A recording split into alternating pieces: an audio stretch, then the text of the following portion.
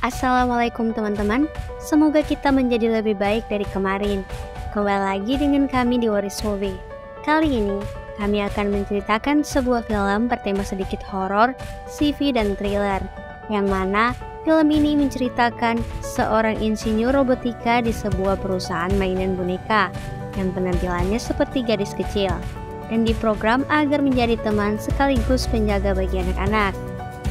Sampai petaka dimulai saat boneka Megan ternyata mulai hidup dan meneror penciptanya. Langsung saja tanpa berlama-lama mari kita ulas alur ceritanya yang berjudul Megan.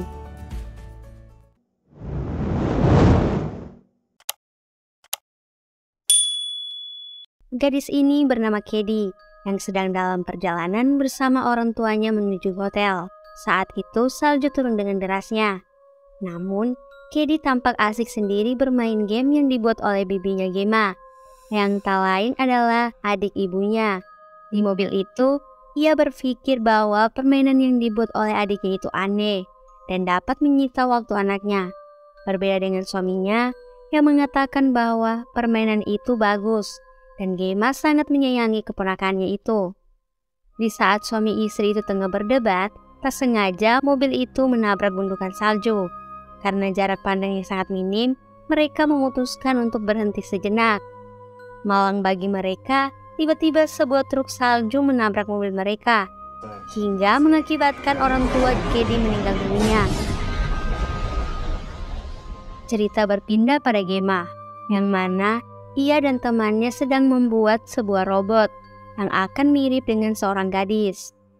Ketika mereka sedang merakit robot itu, tiba-tiba saja bosnya yang bernama David datang dengan marah-marah karena perusahaan saingan mereka sudah lebih dulu meluncurkan sebuah robot yang bisa berbicara dan dijual dengan harga yang murah. Untuk meredam amarah bosnya, Gemma menunjukkan robot yang baru mereka rakit yang diberi nama Megan. Awalnya semua berjalan dengan lancar, namun tiba-tiba Megan mengalami masalah. Hingga akhirnya kepala robot itu meledak. Tentu saja hal itu semakin membuat bosnya marah dan pergi begitu saja.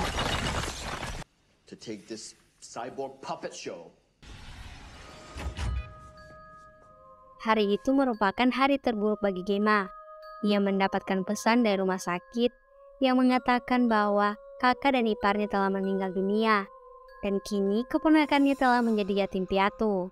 Untuk sementara waktu, hak asuh keponakannya itu harus menjadi tanggung jawabnya, karena hanya dialah wali terdekat untuk keponakannya itu.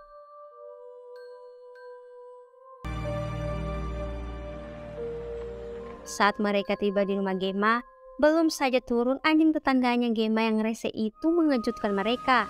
Dan anjing tetangganya itu bersama resenya dengan anjingnya. Di rumah itu si Katie tampak murung, tapi rumah Gemma itu cukup asik karena canggih hampir semua peralatannya dengan robot. Si Gemma ini orangnya terlalu kaku dan formal.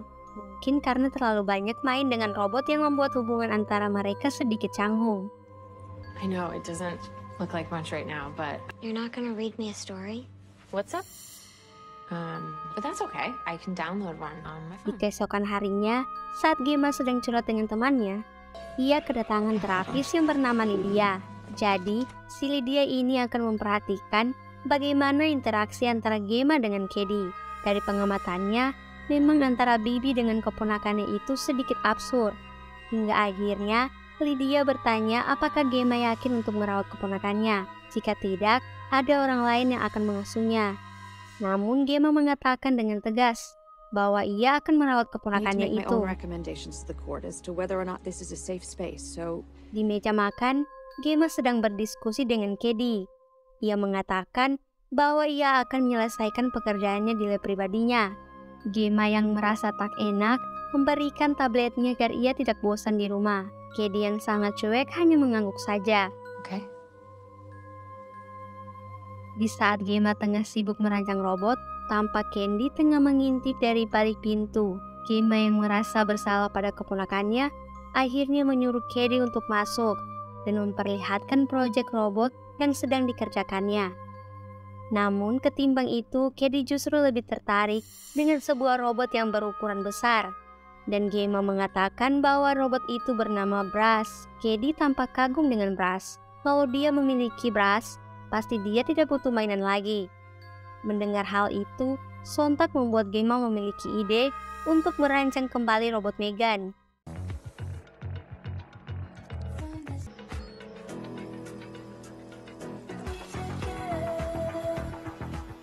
Tibalah hari di mana mereka akan mempresentasikan Megan pada David. Gemma telah mengatur sebuah ruang di mana Kedi dan Gemma akan bertemu dan akan bersosialisasi layaknya anak-anak pada umumnya. Awalnya biasa saja, namun saat Megan mulai menggambar Kedi dan hasil gambarnya sangatlah menakjubkan. Hal itu membuat David tercengang dan memutuskan untuk memasarkan proyek robot Megan. Akhirnya satu masalah Megan mulai selesai sejak ia bertemu dengan keponakannya itu. Kini, hari-hari Gemma dengan keponakannya itu dipenuhi keceriaan. Dan hari ke hari Megan semakin menampakkan kemajuannya.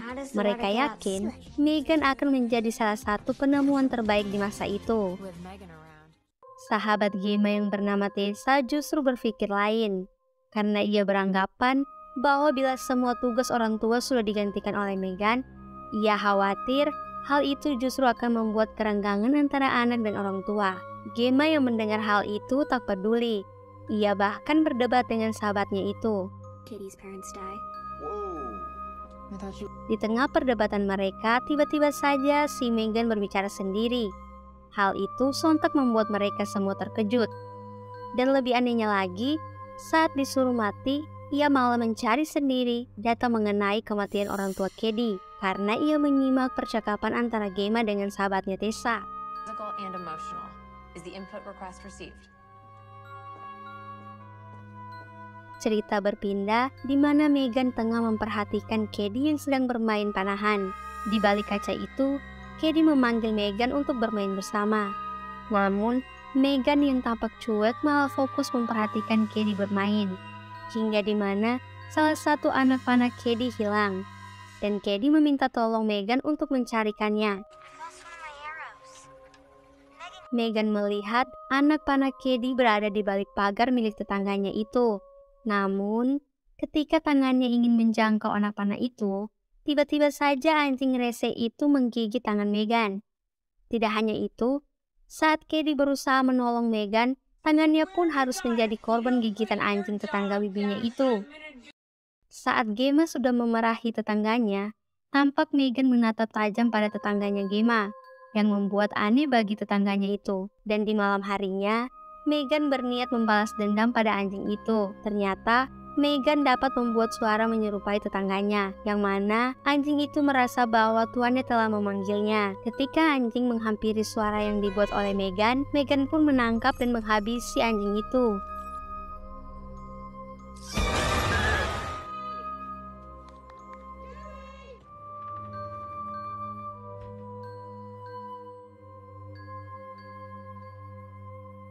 Cerita berpindah di mana David tengah mempromosikan Megan kepada para investor. Dari balik kaca, terlihat Megan memasuki ruangan di mana Kedi telah duduk menunggu kedatangan Megan. Namun, saat Megan mulai berbicara dengan Kedi, tiba-tiba saja Kedi menangis. Megan yang merasakan kesedihan Kedi mengajaknya bercerita. Di sana, Gemma sudah tampak khawatir karena skenario ceritanya tidak kalah seperti itu. Namun, hal itu justru membuat orang-orang yang melihatnya tersentuh. Seolah-olah robot Megan dapat mengerti perasaan manusia dan bisa menjadi teman untuk berkeluh kesah.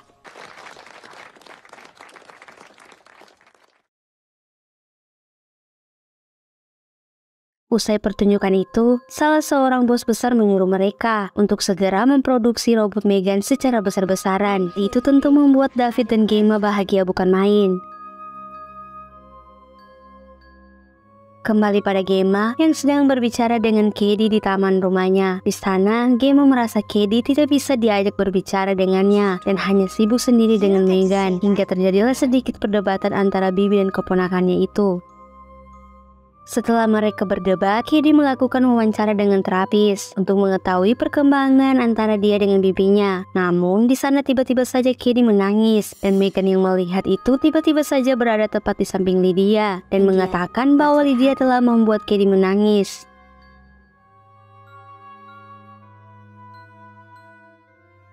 Di rumah, tampak Gemma dan Katie tengah berunding untuk sekolahnya Katie. Namun, Gemma mengatakan Katie tidak boleh membawa Megan. Sontak hal itu membuat Katie marah-marah hingga terjadi sedikit pertengkaran di antara mereka. Namun, tiba-tiba saja Megan membuat rumah itu seolah konslet dan menyuruh Gemma untuk melepaskan Katie. Tentu saja keanehan mulai timbul di pikiran Gemma.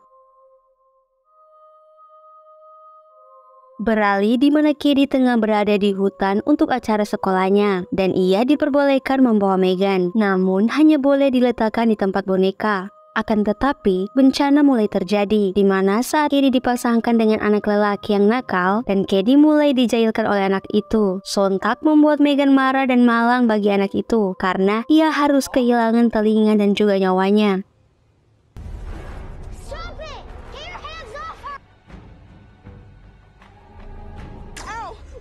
You need to learn.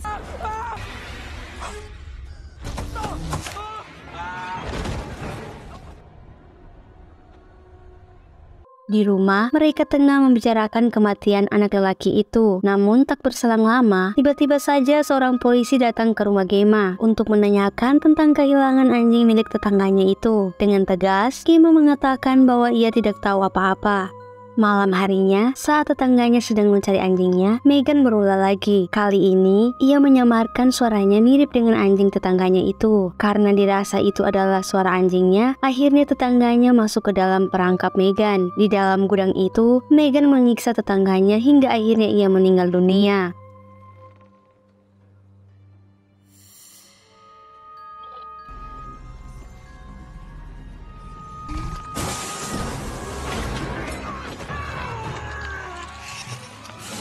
Dan di pagi harinya, jasadnya ditemukan polisi. Dan lagi polisi menanyakan hal itu pada Gemma. Di kasurnya, Gemma mulai memikirkan semua hal yang telah terjadi. Ia mulai curiga pada Megan, bahwa semua kejadian itu Megan pelakunya. Namun saat Gemma memeriksa rekaman video dari Megan, dengan anehnya, semua data dari Megan rusak dan tak ada yang bisa dilihat. Tidak hanya itu, bahkan Megan tiba-tiba berada di depan Gemma, sontak membuat Gemma terkejut. Gemma yang sudah mulai panik, berusaha membawa Megan ke laboratoriumnya untuk diteliti kembali. This is impossible. Look at her. She's a toy. Megan's responsible. We can't launch this. We'd have to shut her down. Di ruangan lab, Gemma tengah mendiskusikan masalah ini pada temannya. Di sana temannya mengatakan hal itu tidak mungkin, mengingat Megan hanyalah sebuah robot. Namun Gemma mencoba tetap untuk menjelaskan pada teman-temannya. Di dalam ruangan itu, tampak Katie tengah marah-marah pada Lydia sang terapis karena ia menginginkan Megan kembali padanya. Hingga saat Gemma menghampirinya, Katie tidak sengaja menampar Gemma dan hal itu membuatnya menyesal. You in this world happened. Why did you do this? I get so crazy without Megan. Terlihat Gemma yang tengah berbicara dengan Tessa di telepon. Namun ternyata yang berbicara adalah Megan. Kemampuan Megan untuk menyamar sudah di luar nalar. Ia bahkan bisa mengendalikan semua perangkat. Di ruangan lab itu, hal naas terjadi pada Kurt dan Tessa, di mana saat mereka sedang mengikat Megan, tiba-tiba saja Megan menyerang Kurt dan membocorkan gas yang menyebabkan ruangan itu terbakar. Tidak sampai di situ, Megan bahkan mencari David untuk membunuhnya. Entah apa kesalahan David hingga akhirnya ia harus tewas di lift bersama anak buahnya. How could you do this? 2, 1. Adegan berpindah pada Gemma, di mana kini rumahnya tidak bisa lagi diaksesnya. Dan lebih mengejutkan lagi, tiba-tiba saja Megan sudah berada di rumah itu dan sedang memainkan piano Gemma. Saat ia tengah berbicara dengan Megan, Gemma berusaha untuk mematikan Megan. Namun, Megan yang lebih gesit berhasil lebih dulu mengalahkan Gemma dan mengancamnya akan membunuh Gemma jika Gemma berani berteriak. Sebenarnya di sini si Megan tidak berniat untuk menyakiti Gemma. Namun karena Gemma yang terus berusaha menyerangnya, akhirnya Megan benar-benar memutuskan untuk membunuh Gemma. Hingga terjadi perkelahian di antara mereka. Saat Gemma sudah mulai terpojok dan akan ditusuk oleh Megan, Katie pun muncul dan berusaha untuk membantu Gemma dengan menggunakan robot brass sebagai senjatanya.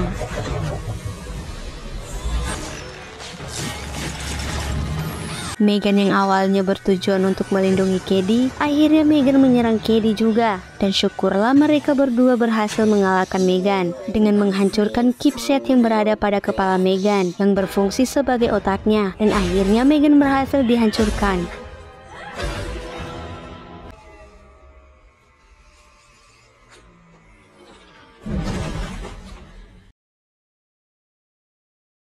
Pesan yang dapat kita ambil dari film ini adalah tidak peduli sehebat apa manusia menciptakan benda yang bertujuan untuk menyayangi ciptaan Tuhan, apalagi untuk menggantikan peran manusia, sudah pasti mustahil. Sehebat apapun profesornya, tak akan pernah bisa membuat sebuah sistem yang sama persis dengan ciptaan Tuhan.